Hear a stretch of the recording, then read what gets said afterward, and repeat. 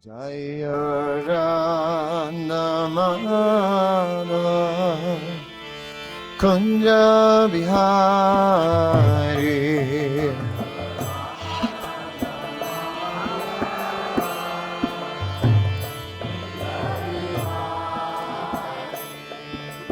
Gopi Janalabha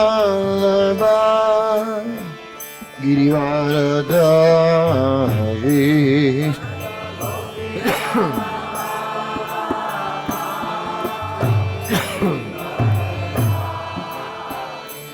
Jaya Gopi Janalabha Girivaradari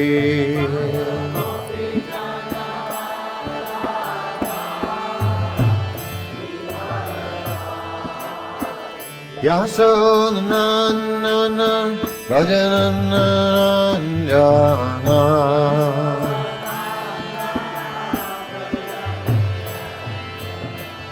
Yasodanana Rajananana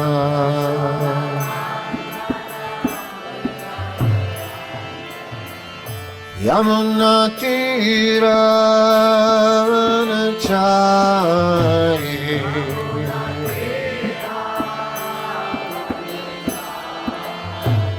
Yamuna Tiranachari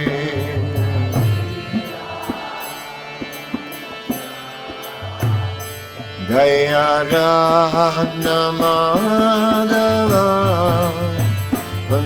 Bihari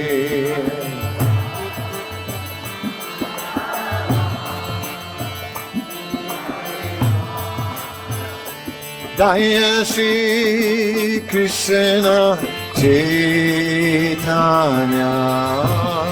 Prabhu Nityananda Shri Advaita Radha Srivasade Gaura Bhakta-vrinda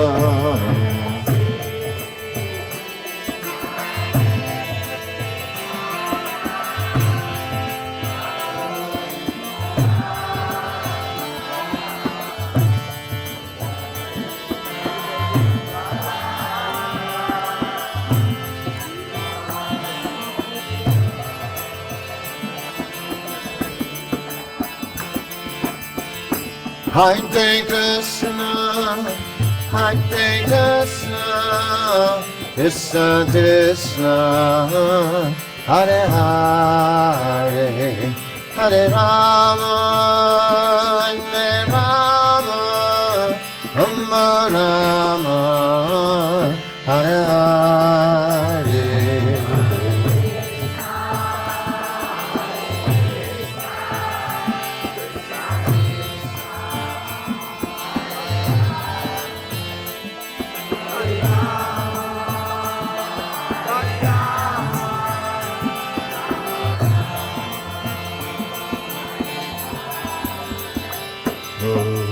Hare Krishna, Hare Krishna, Krishna Krishna, Hare Hare Rama, Hare Rama, Rama Hare Hare.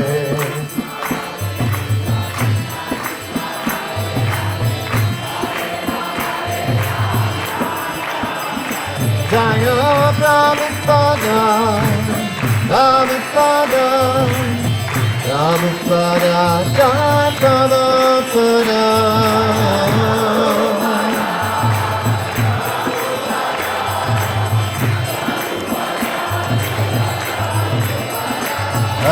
Prabhupada, Prabhupada, Prabhupada, Jaya Jaya Prabhupada.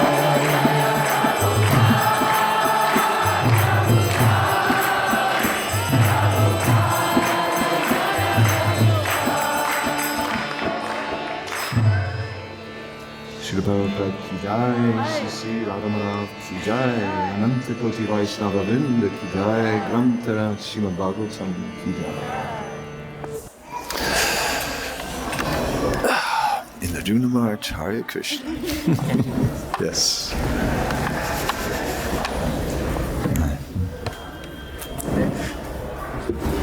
Thank you for blessing me.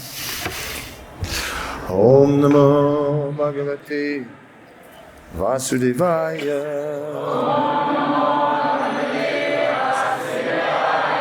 Om Namo Bhagavate Vasudevaya.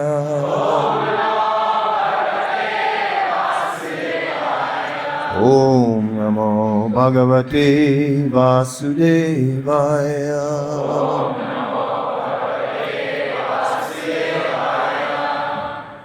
Reading from Śrīmad-Bhāgavatam, 10th Canto, Chapter 24, Worshipping Govardhan Hill, Text number 16. Svabhāva-tantro hi janaḥ svabhāvam anuvartate svabhāva-stham idaṁ sarvam sa-devāsura-mānuṣam svabhāva-tantro hi janaḥ svabhāvam anuvartate svabhāva-stham idaṁ sarvam sa-devāsura-mānuṣam svabhāva-tantro hi janaḥ svabhāvam anuvartate svabhāva-stham idaṁ sarvam sa-devāsura-mānuṣam svabhāva-tantro hi janaḥ svabhāvam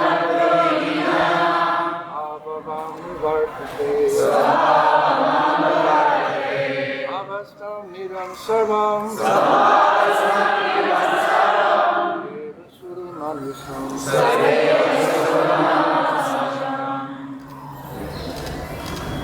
svabhāva-tantro hi janaḥ anuvartate idam sarvam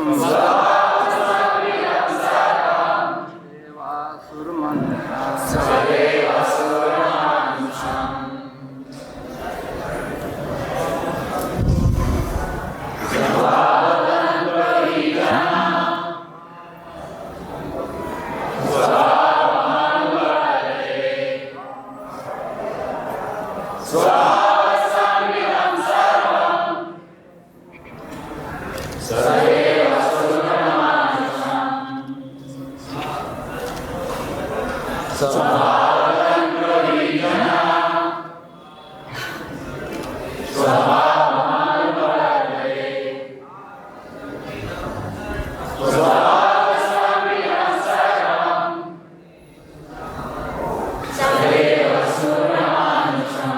Ladies.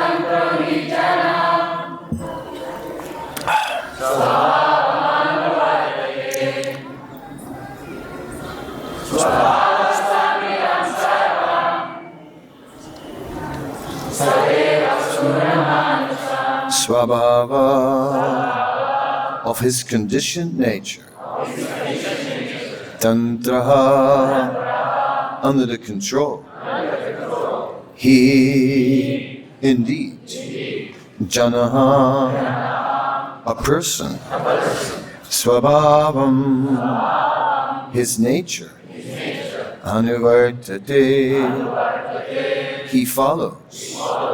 Svabhāva-stham. Based on conditioned propensities. Idam. This world. Sarvam.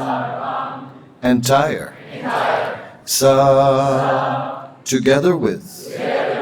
Deva. The demigods. Asura. The demons. Manuṣam. And humankind. Translation. Every individual is under the control of his own conditioned nature, and thus he must follow that nature. This entire universe, with all its demigods, demons and human beings, is based on the conditioned nature of the living entities. Purport. Lord Kṛṣṇa here elaborates upon the argument given in the previous verse. Since everything depends on svabhāva, or one's conditioned nature, why bother worshipping God or the demigods?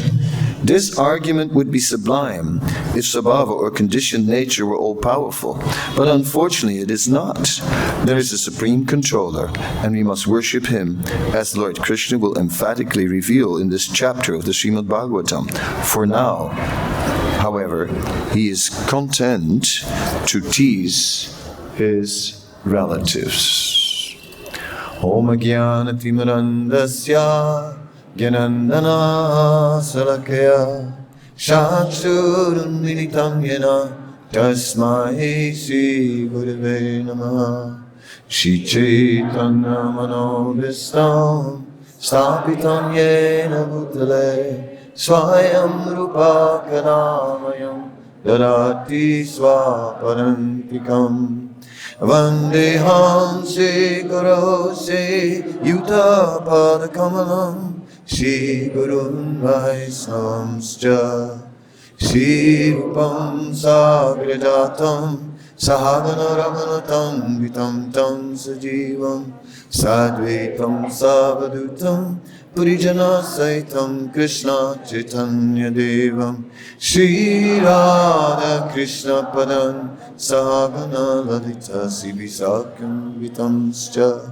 He Krishna Karuna Sindha Dinabandha Jagatpate Gopesha Gopika Kanta Radha Kanta Namastate Tapta Kanchana Gaurangi Radhe Vrindavaneshwari Vrishabhanu Devi Pranamami Hari Priye Vanchakalpa Trubhyacha Kripa Sindhubhyevacha Patitanam Pavanebhyo Vaisnavebhyo Namo Namaha Shri Krishna Chaitanya Prabhu Nityananda Shri Advaita Gadadhara Sivasadi Gaura Bhakta-vrinda Hare Krishna,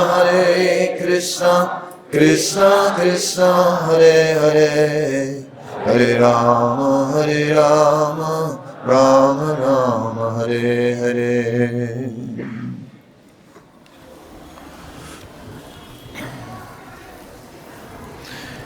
Krishna is continuing to explain the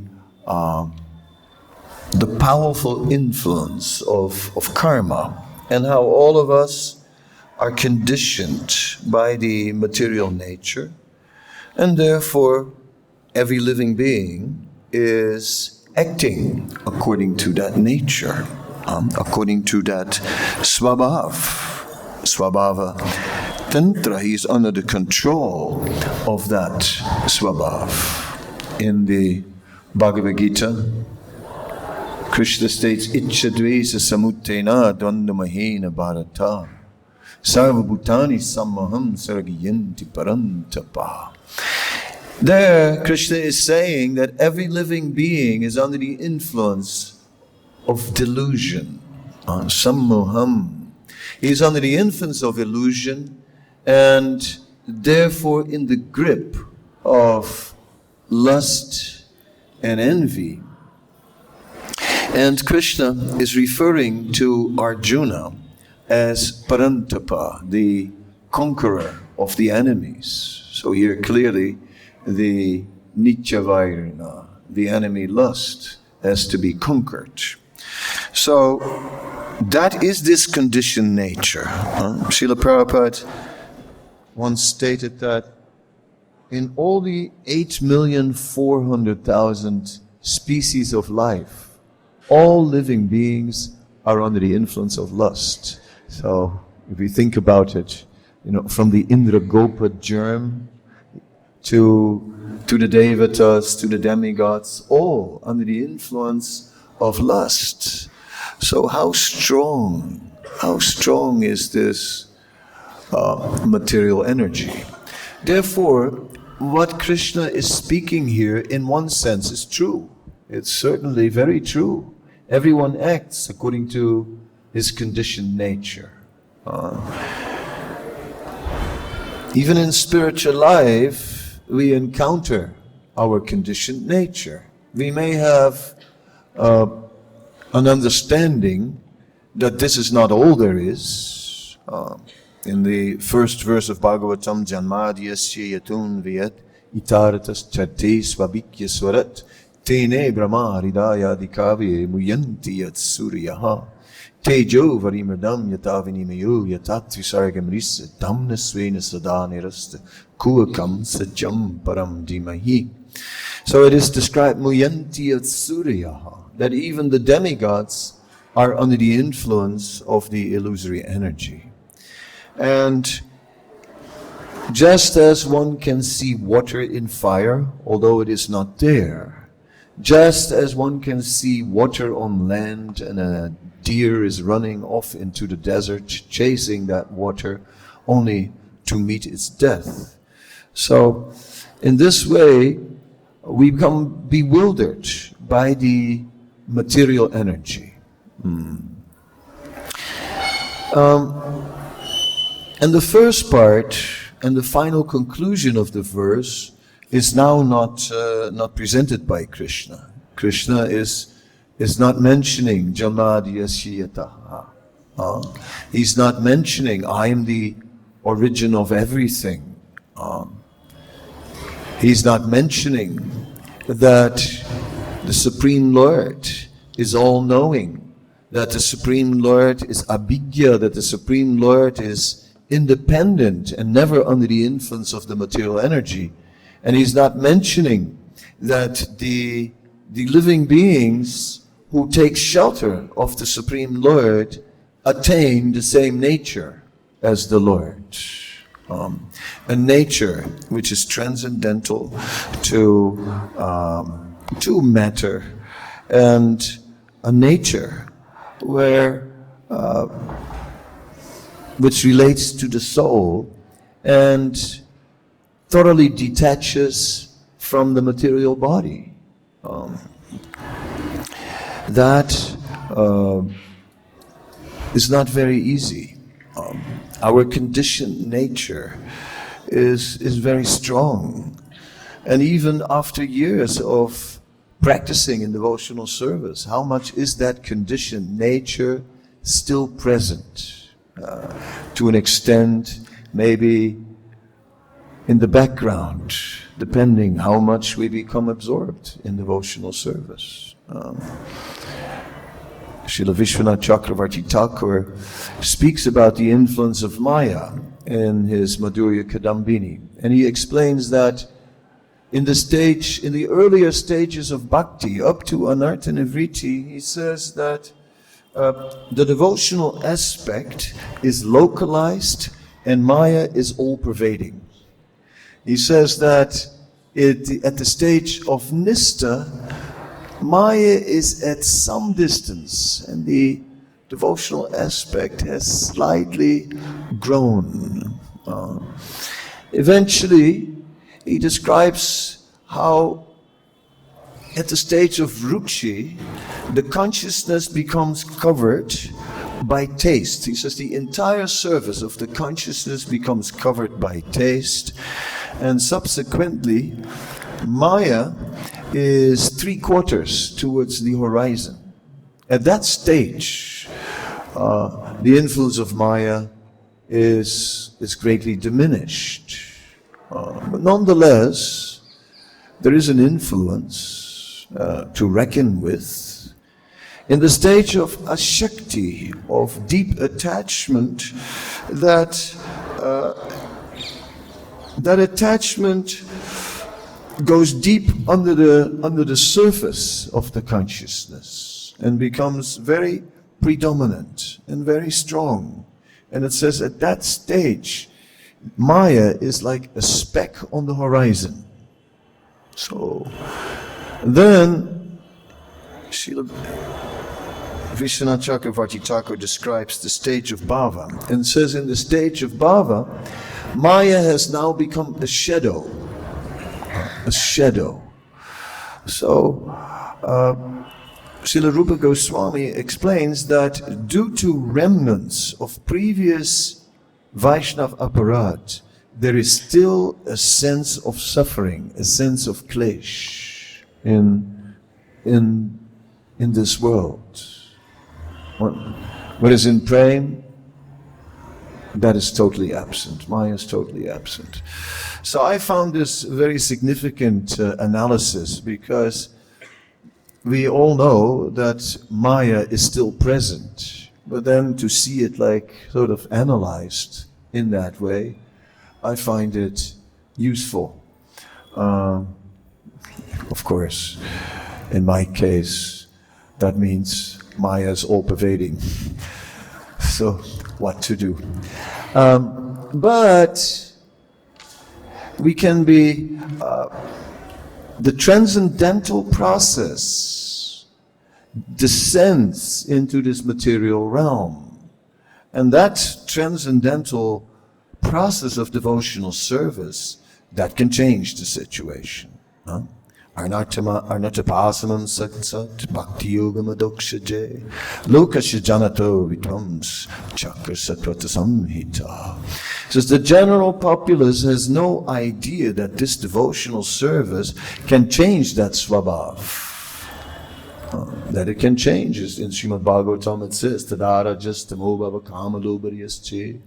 It is said that the influence of the modes of passion and ignorance gradually disappear.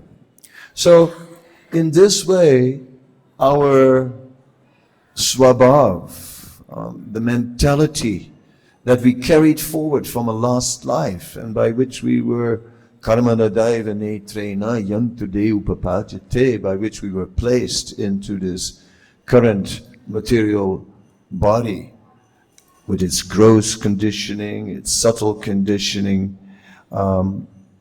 all that can drastically change through devotional service.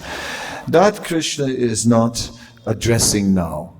So in this way, Krishna speaks now, gives too much importance to karma. And, but not only Krishna, everyone. Indra also. We see in the whole pastime that Indra is also not free from karma. Indra also has these desires, material desires that dominate his consciousness, very attached to his position and to the enjoyment that he has in that position, and to the respect and everything that comes with it. Right? So, therefore, Visaya, Chariya, one has to give up the Visaya, these sense objects, trying to enjoy these sense objects. Say Rasa Majiya, Mukhabolo Hari Hari, that we are simply chanting and are getting absorbed in that mellow of glorifying the Supreme Lord. That's what it's about. All our service is simply aiming to glorify Krishna. That is the purpose of this movement. We have beautiful temple for glorifying Krishna. We have big festivals for glorifying Krishna. Otherwise, what are we having them for? Not just, right, to just to come to that point where we understand there is no other activities, no other activity. Kichit kevalaya bhaktya vasudeva parayana. But we are challenged by this material conditioning. But the process of devotional service is so powerful that we can contain this svabhāva. We can contain this material nature by carefully fencing it in. Carefully we fence in our material conditioned nature by devotional practices and by getting absorbed beyond sadhana, beyond simply practicing, beyond simply chanting in a mood of practice, getting absorbed in the glorification of Krishna, and getting absorbed in engaging others in glorifying Krishna. After all, that is the Yuga Dharma. Sankirtan Yajna, the congregational chanting of the holy name. In the Śrīmad-Bhāgavatam Rita, we find how Narada Muni is looking for the greatest devotee. And there's a description of a Brahmana in Prayag who makes very nice arrangements, even under those difficult circumstances, on the bank of the Triveni. There on the bank, he's not at home. But there he made a beautiful arrangement. He made some sort of wonderful makeshift altar, some makeshift temple, very nicely worshipping the deity of the Lord. So Narada Muni is elated to see such a devotee. And Narada comes there and says, "You are the most wonderful devotee. You are worshipping the Lord. You are glorifying the Lord so nicely. You are the greatest devotee." No, says this Brahmana. In South India, there is a king. And this king, he is not only worshipping the deity himself, he's engaging his entire kingdom in worshipping the deity. Narada can see this is another level. This is a greater level. So this is the essence of this movement. Our svabhāva, our conditioned nature, is a nuisance. It is a great nuisance. We are harassed again and again, and we have to be on guard. When we become weak in our practices, negligent, it is Jagadananda Pandit in his Prema Vivarta who is giving an interesting explanation of the influence of Maya. He says, Krishna Bhaya Mukahaya Bhogavanchakara Nikitastamaya Tara Japati Ahaya. So he says, when you get involved with Krishna Bhaya Mukha, with the external energy of Krishna, then Maya is waiting nearby to slap you down. And not fall down, slap down. Yes, you get a little too close to the edge and think, I'm okay. I know what I'm doing. I'm experienced. No problem. I've dealt with this material energy so many times. I know how to deal with it. I have my tools, my powerful spiritual tools, the holy name, regulative principles, everything I have. I'm fine. But Nikitastamaya Tarajapati Ahaya. Maya is nearby, ready to slap us down. In this regards, I was a long time ago reading the biography of Gandhi, and there was a description how the movement of Gandhi was not only merely based on political principles, but they're trying to base it on Vedic principles, and one of the things was celibacy. So all the leading party members had to follow celibacy. So there was one very prominent man. He was married, but celibate for 20 years. Then the political opponents, they were trying to corrupt this man and arranged for a prostitute to come, and the prostitute came as a secretary and certain poses and exposed some things, and the man became agitated. His mind became captured. But nothing happened with that prostitute. But it's described that that night, for the first time in 20 years, he went to the bedroom of his wife. So it's interesting how one can pick up the seed of material enjoyment in one situation, not act upon it, and it comes out in another. And in this way, we can see how Maya penetrates. And these days, you don't have to go far because, we are very busy preaching, but have we made our phone into a devotee? Otherwise, you have Maya in your pocket, right? The internet has everything. Very powerful, very prominent. So, personally, I think ISKCON would greatly benefit if we would turn off the internet. Not everyone may like that. We think, but what about the preaching? Okay, a few limited preachers can maybe, but internet as a whole is just pulling us down. Just pulling us down. We are not absorbed. We're not absorbed in the Bhagavad. We're absorbed in other things. Hardly time to read the books. We read, and whatever we read from the books, probably on Facebook. A snippet, right, at best. But where is the absorption? Absorption. Ultimately, to overcome the material conditioned nature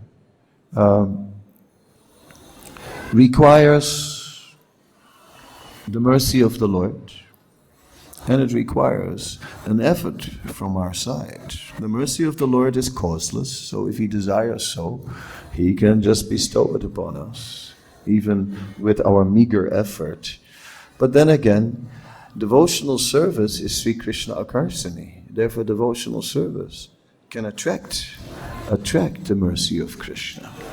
Because in the end, in the beginning, we may think that a lot depends on our endeavor, and that endeavor must be strong. But even with a strong endeavor, we realize that the material conditioned nature is very strong, and that we need all the mercy we can get from the Lord, from the Vaishnavas.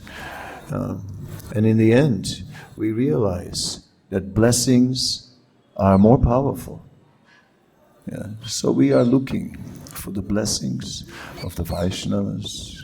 We're looking to please the Lord, attract the Lord, attract the Vaishnavas' mercy by service. That is our saving grace, to take up responsibility in this movement, to take up responsibility to really bring Krishna consciousness into this world. That's where the change really comes. That's where the absorption begins to take place. How else to get absorbed? In bhajan, in Vrindavan? Not easy. Not easy. Not easy. How deep can we go before we meet the limit of our love? Here are the gopis. Their love for Krishna is inconceivable, and ours. Like I have a story, and I just tell it in the Jumna March because he sits right opposite of me. I was flying over Europe and lots of mountains on a sunny day. They asked me at the beginning of the flight, aisle seat, window seat. Usually take an aisle seat. This time, I thought, window seat, see the mountains. So I was looking at the mountains, Alps, Pyrenees, everything. And a nice view, but it got boring after a while. And then I picked up the Nectar of Devotion, opened it up somewhere, started reading, and it said, the gopis had no other interest to see anything else but Krishna. Okay, exposed, right there, bang. There, what to do. So, how deep is our absorption? I lived a long time in Vrindavan, and I heard so many things about Radha and Krishna, but I never cried. I never cried when I heard these things. I did cry in Africa when I saw the destitute people living at the side of the railway line in shacks getting the mercy. Or I felt really moved in a Soweto Ratha Yatra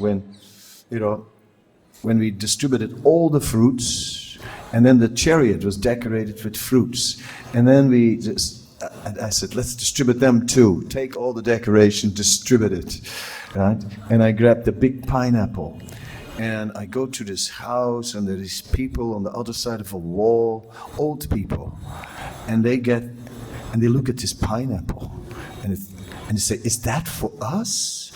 You mean we can just have it, right? These people, they live in pineapple loca. South Africa is a country. It's just, there's more fruit than anything. Pineapples grow everywhere. They were so poor, they never had a pineapple. Finally, they get a pineapple. They don't have to pay for it. That moved me. Because being controlled by the material energy, it's so much more easy to relate to people in this world, right?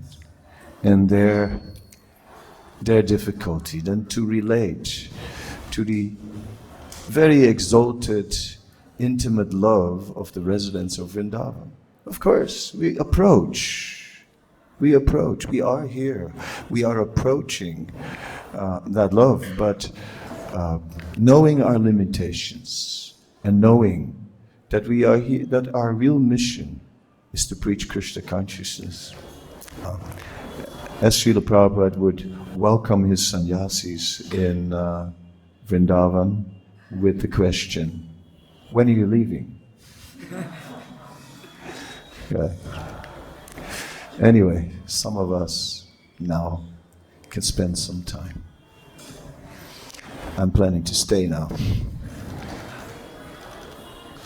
Yeah. So any questions, any comments? Maharaj.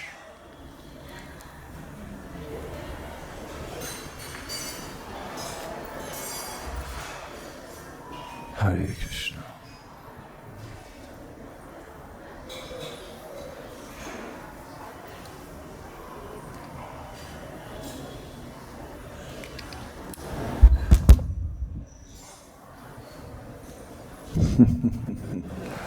Okay, he wants. Hare Krishna. So, you mentioned hitting our limitations due to our conditioned nature instead of reaching that love. How do we navigate through these times? It seems like we always hit a wall and stumble and hit a wall. How to keep going through that? Yeah, we by not becoming proud and think I've got the situation under control.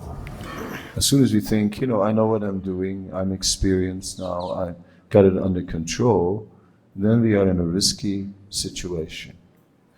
By taking shelter, by always taking shelter again and again, that's the way. Till the very end, like take shelter. Just keep your head low. Bow down at the feet of the Vaishnavas, obeisance manmana bhavamat bhakto majajimam namaskuru.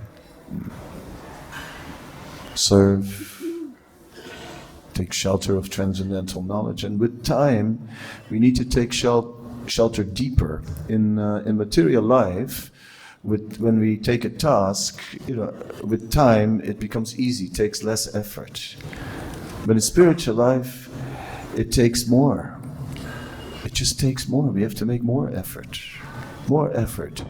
to just a little reading, not enough. We need to really penetrate, go deep. Yeah. That's what Krishna wants. He wants us to go deeper. Read, chant. Don't stop at 16 rounds. Why just stop at 16? Carry on, and so on. Make more of it than just an external practice. Taking shelter. But again and again, taking shelter.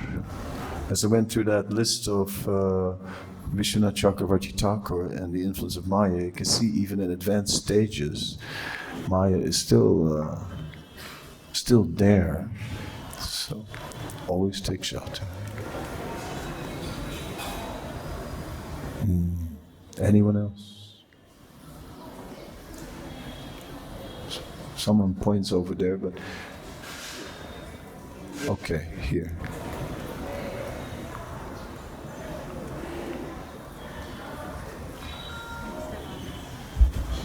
Hare Krishna Maharaj, excuse my ignorance, but how would you define devotional service?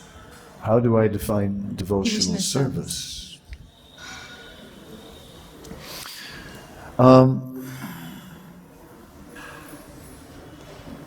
The acharyas are giving various definitions of devotional service.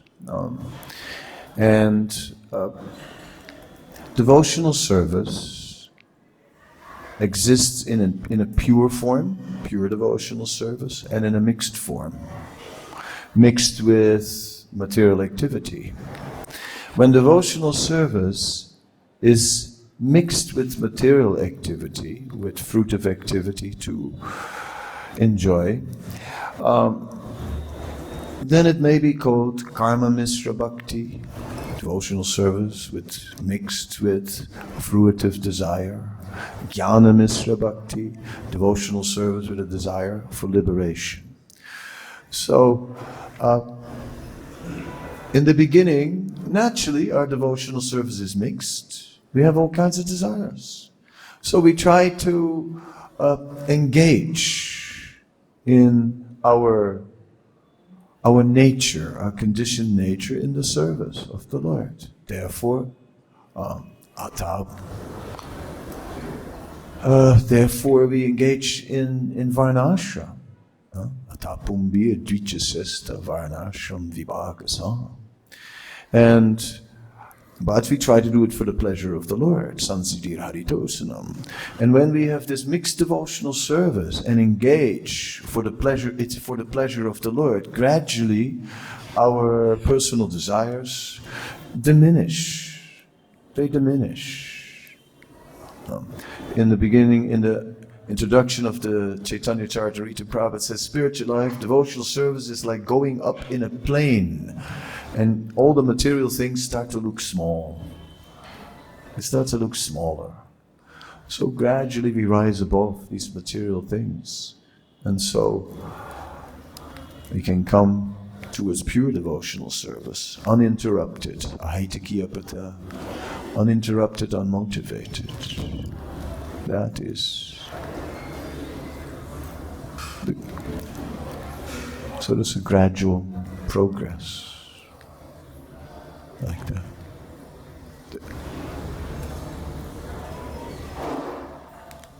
Okay, here, yeah.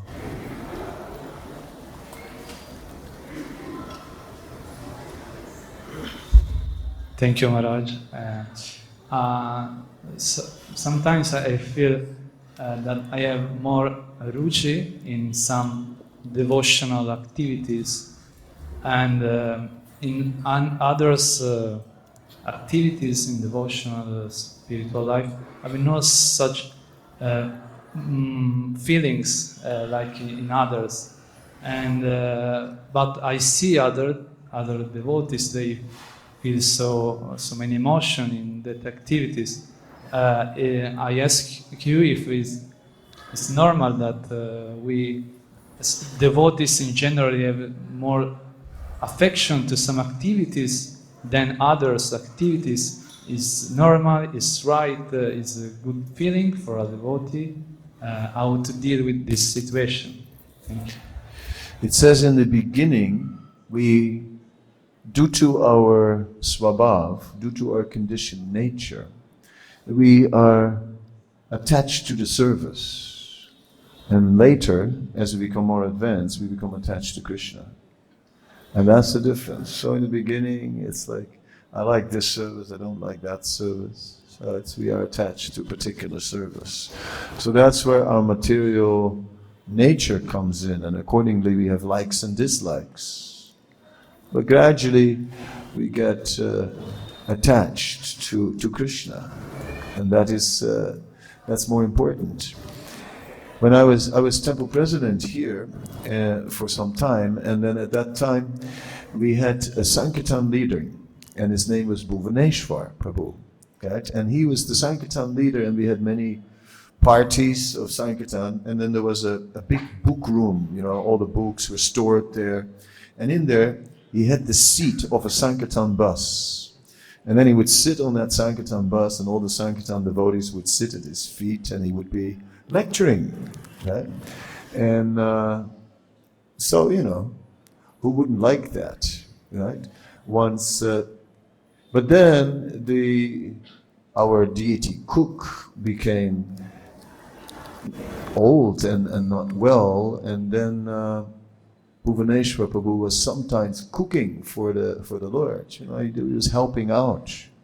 And then one day, I just asked him, "Can you take over the cooking?" And he immediately said yes, right? No hesitation. And I could see he's attached to Krishna. He's not attached to his Sankirtan Vyasa-san. He didn't have to think about it. He just said yes. And that's the spirit, to be attached to Krishna and the opportunity to serve, not to the service. This is my service. This is the only service. No. Whatever Krishna wants. These days I've been thinking a little bit about death. And my conclusion about death is, for a devotee, it's a change of service. That's what it is.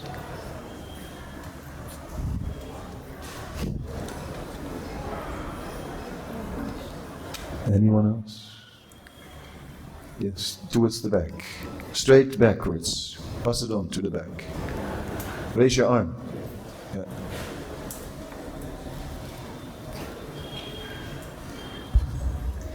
Maharaj, how do we define association? And if we were to compare devotee association with non-devotee association, which one would win? Association is about connecting to the ninefold process of devotional service together with others. Right? If the ninefold process of devotional service is not part of the association, then it's not helpful. As simple as that. Shravanam, Kirtanam, Vishnu Smaranam, Padasevanam, Archanam, Vandanam, Dasyam, Sakyam, Atmanivedanam. All these nine, we have to just somehow or other, if they're in the center of our association, then it's favorable. Yeah.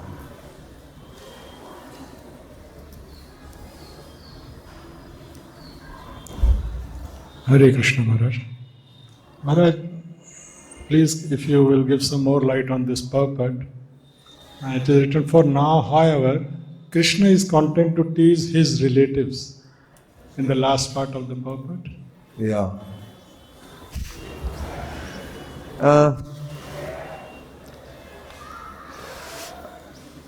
Krishna is described as one who is very expert. He's daksha. Krishna is very expert. He can fulfill many purposes at the same time. One who is expert can with one act do many things. So Krishna is also, he's cutting down the pride of Indra and makes arrangements for it. Krishna is reciprocating with the residents of Vrindavan. One could say in a playful way. That's maybe where the word teasing comes in. Of course, there's more than that, because after all, when Krishna was asking Nanda Maharaj about this yajna, he was asking, so, is it, there had just been a yajna, and the yajna brahmanas performed the yajna. Now this yajna, we're also doing a yajna. What about this yajna? Let me ask about it. Is it scriptural, or is it something that is just a local custom? Yeah? So Krishna knew very well that it was a local custom. Krishna knew very well that actually there was no need for this yajna. So more than teasing, he was also trying to make it clear that the local social culture, okay, was not necessarily completely right.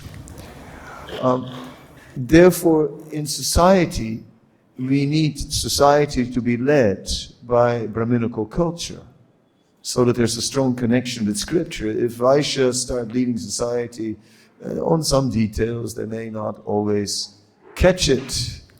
Right? Like this philosophy of Karma Mimamsa went over Nanda Maharaj's head. He didn't catch it, from because Krishna was speaking half-truth. It's true, every individual is under the control of his own conditioned nature, and thus he must follow that nature.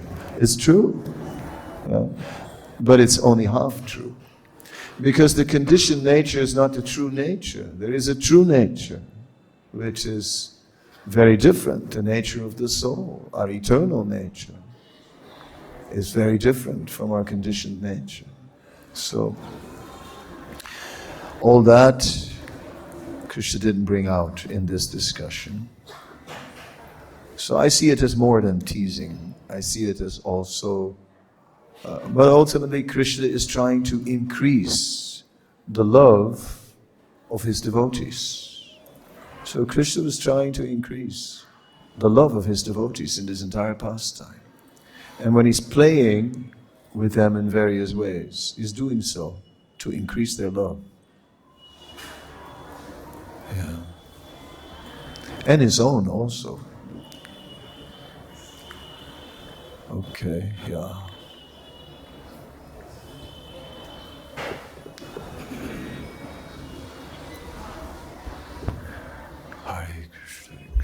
Hare Krishna. Hare Krishna Maharaj. I was thinking, I think it's really important to evaluate ourselves, in order to improve our devotional service and love for Krishna. So could you give us more light about this statement? Yes, an aspect of devotional service. Obviously, we are getting knowledge from the scriptures so that we can understand what is the goal. We can also begin to understand where we are. So certainly self-evaluation is part of the process of advancing in spiritual life. When there's self-evaluation, then we can become more aware of what to work on and make a more conscious endeavor to advance. Such conscious endeavors are helping the process of devotional service, which is purifying the heart. By trying to make a better conscious endeavor, we're taking better shelter of devotional service, and the purification can take place in a better way. So, yes, it's valuable. But if we become like amateur psychologists and we spend all our day, like analyzing, and maybe I should see an astrologer as well and check how my psychophysical makeup better and so on, and in this way, then it comes to a point where you say, hey, forget about it, just do service. Just do the needful, whatever is needed, just do it. Because there comes the big change. So the introspection is good, but not as a profession. If we become professional introspectors, then it gets a mess. We have to, it has to translate in more service, more commitment to service. Hare Krishna. Okay, the last one. So many hands, whoever gets the mic. Hold your hand up, then you have a chance, you get it.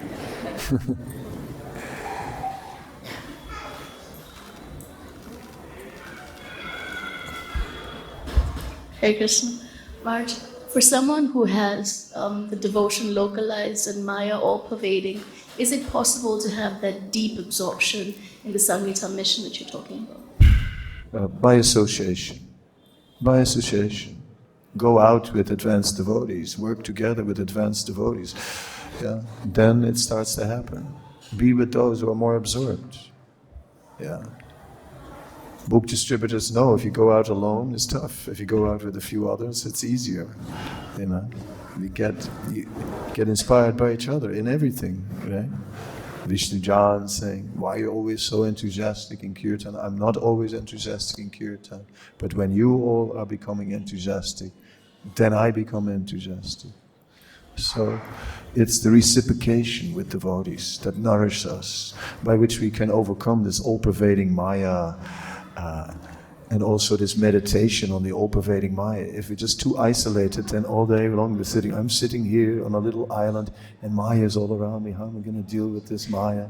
Oh my God, all this Maya. And then you're going to introspect and this, that, and see how is Maya affecting me actually, and what are my desires. And actually I have 1 million or maybe more, and so on. No. Associate with devotees, do service with the devotees. Together we can, it's the enthusiasm of others that will, and so this whole movement is carried by advanced devotees. That's why we're here in Vrindavan. Right? The main thing why we come to the Dham is to associate with the devotees, to associate with the advanced devotees. That is the first goal. Then visit some holy places. But all the devotees went off to see the deity of Sheshasai, but Prabhupada didn't go. He stayed to hear from Srila Bhaktisiddhanta. Srila Bhaktisiddhanta noted it. He likes to hear. So that's the main thing, what we should do. Hear from the advanced Vaishnavas. Serve with the advanced Vaishnavas. Then we also become advanced. Thank you very much. Hare Krishna. Srila Prabhupada ki jai. Hare Krishna.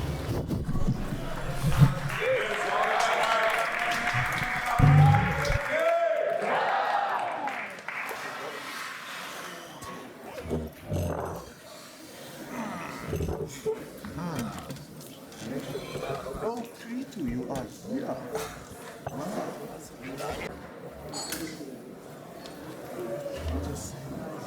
Maharaj, yeah, thank you. Maharaj, thank you. That was the best thing of my visit to India so far. I also have 6 weeks.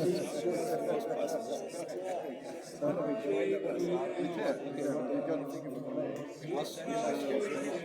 Yeah, I picked all spacious places, all new, quote-unquote, yes, okay. So I'll send you the schedule. Okay, come on. What a great class. All rubbing up for you. Brilliant. Yes, I'm so sure.